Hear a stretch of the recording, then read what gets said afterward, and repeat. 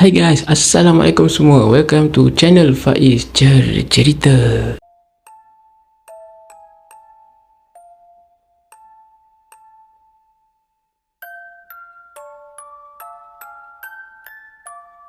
Hai guys, apa khabar korang semua yang tengah tengok ni? Aku harap korang semua yang tengah tengok ni ada dalam keadaan sihat dan juga dalam keadaan yang baik-baik saja. Terima kasih aku ucapkan sangat-sangat kepada korang semua yang sedia untuk tengok video kali ni. Tak kisahlah penonton dewasa maupun penonton kanak-kanak, terima kasih banyak-banyak lah kepada korang. Dan aku harap korang semua yang tengah tengok ni sudi untuk stay support Faiz Cerita. Dan buat yang baru mengenali Faiz Cerita, salam perkenalan aku ucapkan buat korang guys. Dan buat korang yang baru mengenali Faiz Cerita, jangan lupa guys, berikan sedikit support hanya dengan klik subscribe, like dan share.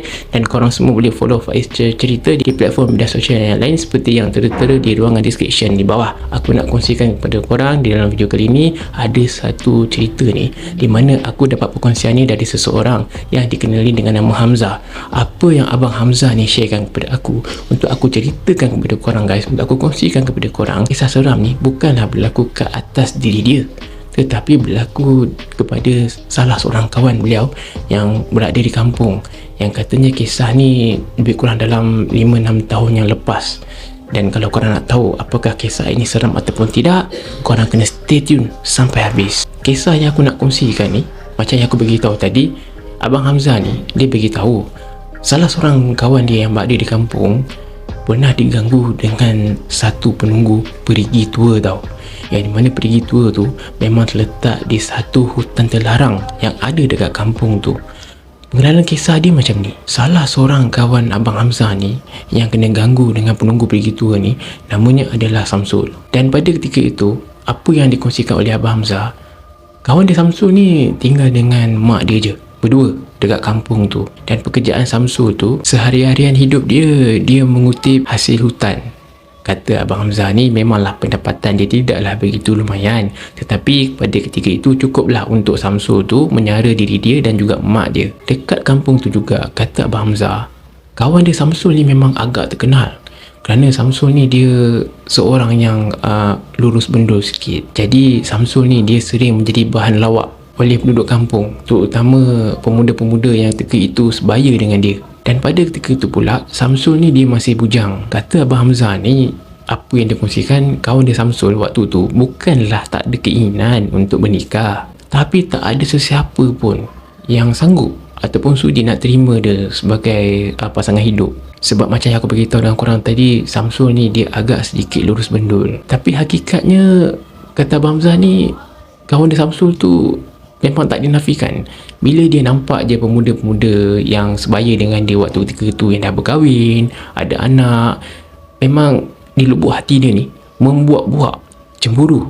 Tengok, yelah pemuda-pemuda tersebut ramai yang dah kahwin, dah berkeluarga. Dan ada satu petang tu guys, Samsul ni dia pergi dekat satu warung kopi yang ada dekat kampung tu. Dia datang dekat warung kopi tu, dia datang untuk melepak lah seorang diri. Pada dia sampai je dekat warung kopi yang ada dekat situ, orang memang dah ramai kat sana.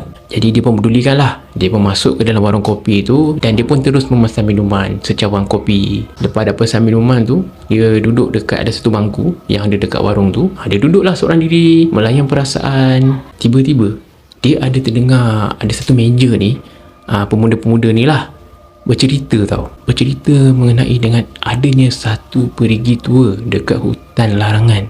Kata Abang Hamzah ni, Samsul kawan dia ni memang tahu pasal perigi tua tu, tapi tak ada sesiapa pun yang dibenarkan untuk pergi masuk ataupun nak pergi tengok perigi tua tu. Kawasan tu memang kawasan larangan. Kata Abang Hamzah, jika ada sesiapa yang engkar nak juga masuk kawasan tu, nak pergi tengok perigi tua tu, maka akan ada malapetaka lah yang akan berlaku ataupun menimpa seseorang tu. Kata Abang Hamzah, kawan dia Samsul ni pernah cubalah untuk pergi dekat kawasan tu, tapi dihalang oleh tali yang diikat, menjadi tanda larangan lah untuk masuk dekat kawasan tersebut. Berbalik pada tadi, bila Samsul ni dengar pemuda-pemuda tu bercerita pasal perigi tua tu, dia pun memasang telinga lah nak dengar perbualan pasal berkenaan dengan perigi tua tu lah. Pada masa dia dengar tu, salah seorang pemuda tu yang ada dekat meja tu, dia macam bagi tahulah, sesiapa sahaja yang pergi dekat perigi tua tersebut memang akan berjumpa dengan satu penunggu, dan penunggu tu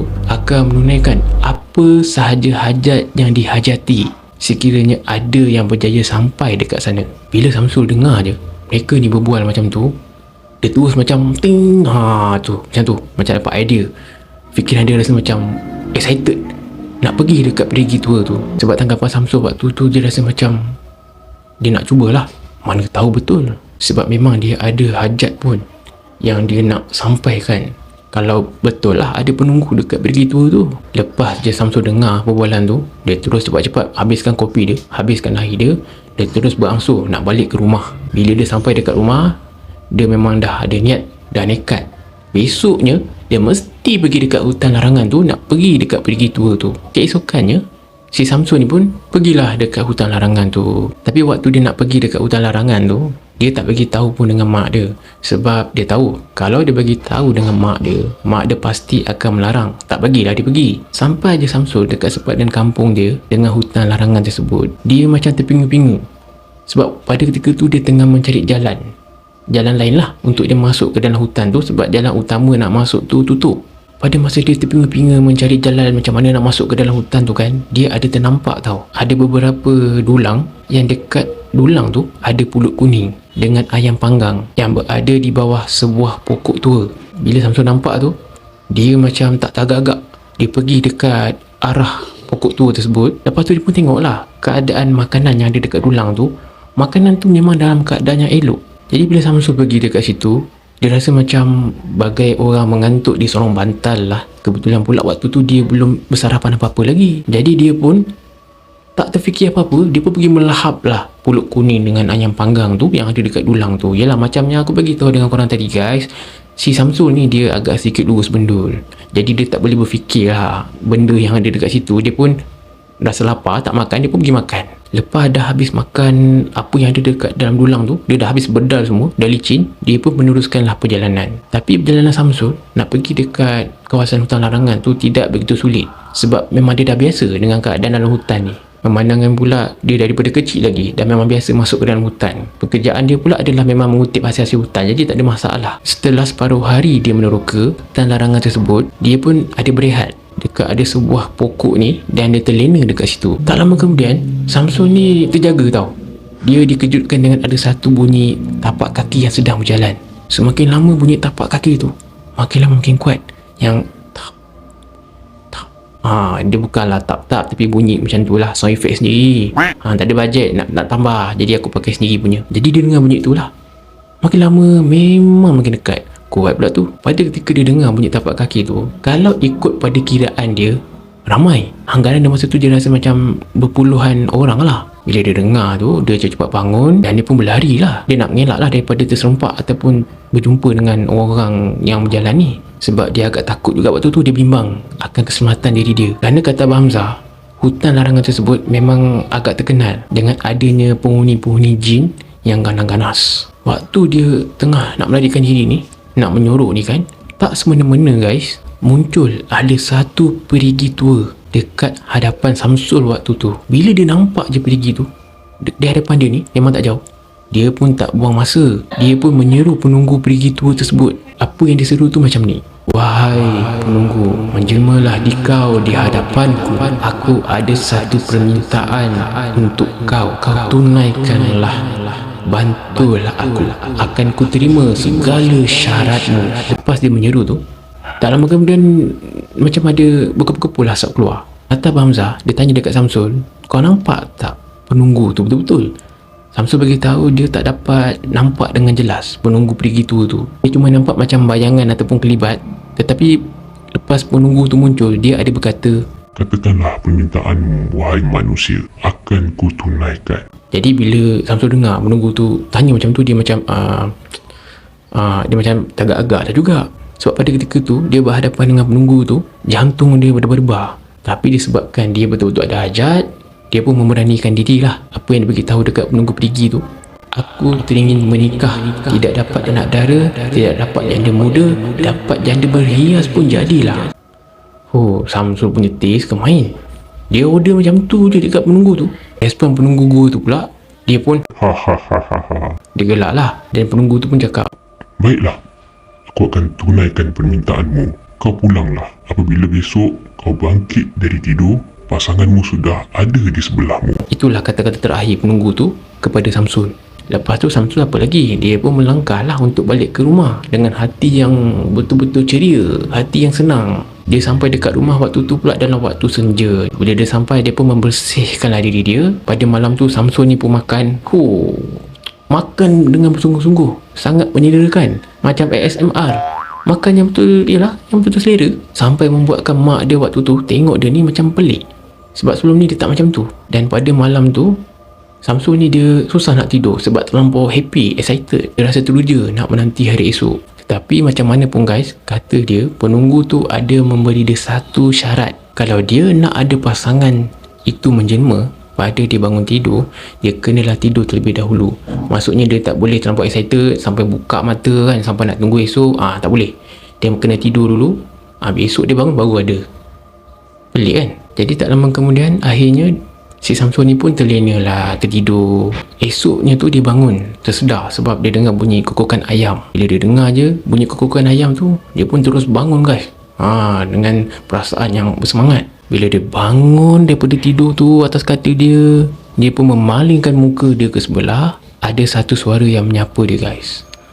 Abang. Lepas dia dengar suara tu, dia tengok, dia terus macam tu. Kanjat dia sebab apa yang dia tengok tu bukan anak dara, bukan janda muda, janda berhias pun bukan, tapi Pontianak yang berwajah pucat yang sedang menggendong bayi. Apa yang diperkatakan, Samsul tu sempat tengok wajah bayi yang Pontianak tu gendong. Wajah bayi tu pun ketawa, sama macam Pontianak tu. Dia ketawa. Yelah, anak bukan anak, dua-dua lah mestilah ketawa kan. Itu apa yang dia nampak. Memang terperanjat dia waktu tu. Bila dia nampak tu, dia kata dia tak dapat kontrol dah emosi dia. Dia pun terus jatuh pingsan serta merta dan tak sedarkan diri guys selama 3 hari. Kesian si Samsul tu. Tak pasal-pasal kena prank pula dengan penunggu perigi tua tu. Jadi itulah guys kisah seram yang aku nak kongsikan dalam video kali ni. Dan buat yang tengah tengok ni, terutama penonton kanak-kanak yang remaja-remaja, saya nak bagi tahu, apa-apa pun janganlah ikut cara si Samsul ni. Dan segala permintaan, segala hajat kita kena minta lah pada Allah Subhanahu Wa Taala, kerana dialah yang memberikan segala nikmat. Jangan ikut cara macam ni, okey? Sememangnya cara macam tu memang salah di sisi agama, memang cara yang tak betul. Dan jadikanlah kisah yang saya ceritakan ni sebagai pengajaran. Kalau korang nak tahu apa yang berlaku pada Samsul, memang selepas Samsul sedar pada pingsan dia tu, dia terus bertaubat lah dan tidak akan melakukan lagi perkara ini. Terima kasih banyak-banyak kepada korang semua yang sudi untuk tengok video kali ni. Minta maaf sekiranya kalau ada salah silap, ada kata-kata yang menyinggung, ada kata-kata yang membuatkan korang tak selesa. Saya minta maaf banyak-banyak guys. Saya akan cuba perbaiki, saya akan cuba buat yang terbaik untuk tontonan korang semua yang tengah tengok ni. Sekali lagi guys, saya harap sangat korang yang tengah tengok ni sudi untuk stay support Faiz Cerita. Pada yang baru mengenali Faiz Cerita, jangan lupa untuk support hanya dengan klik subscribe, like dan share. Sekiranya kalau korang ada apa-apa yang korang nak komenkan berkenaan dengan kisah dalam video kali ini, mungkin korang ada pengalaman yang sama, mungkin korang ada kenalan yang lebih kurang terkena dengan pengalaman macam Samsul ni, korang nak sharekan, korang boleh komenkan je di ruangan komen di bawah. Dan kalau korang ada kisah-kisah seram, kisah-kisah misteri yang pernah korang lalui, korang nak sharekan, korang boleh emailkan je di Faiz Cerita. Jadi itu saja guys dalam video kali ini. Terima kasih banyak-banyak. Saya tak dapat nak balas segala sokongan dan view daripada korang. Saya doakan korang semua agar semuanya dilimpahkan rezeki yang luas, dikurniakan kesihatan yang baik, dipermudahkan urusan dan dijauhkan daripada gangguan-gangguan yang tak baik, dan semoga korang semua dipanjangkan umur. Amin. Jadi guys, itu saja untuk dalam video kali ini. Stay tune untuk next video. Sekian dari Faiz Cerita. Assalamualaikum.